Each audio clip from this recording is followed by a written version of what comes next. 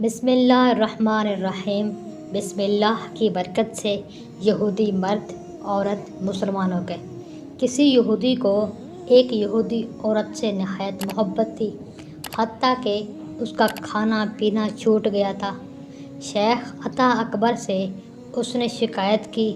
انہوں نے بسم اللہ الرحمن الرحیم لکھ کر دے دی اور حکم دیا کہ نگل جاؤ۔ وہ نگل گیا۔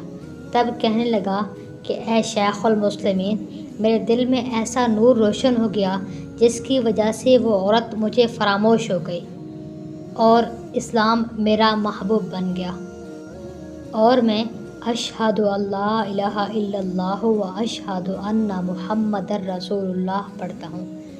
جب عورت نے یہ سنا تو شیخ کی خدمت میں حاضر ہوئی اور کہنے لگی، اے امام المسلمین، میں ہی وہ عورت ہوں جس پر وہ فریفتہ تھا، جس پر وہ عاشق تھا۔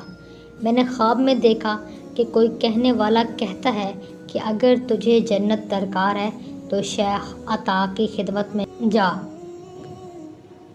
انہوں نے اس سے کہا کہ تو بھی بسم اللہ الرحمن الرحیم پڑھ۔ اس نے بسم اللہ پڑھی۔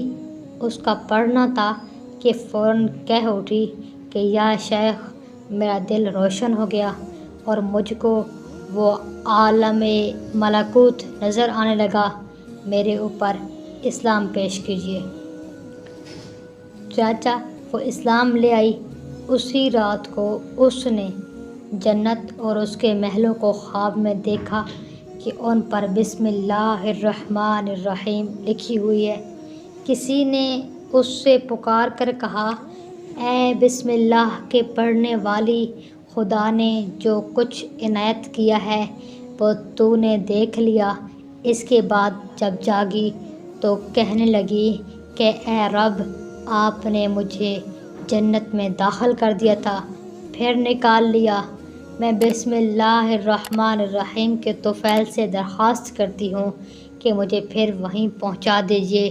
یہ کہہ کر گر پڑی اور مر گئی۔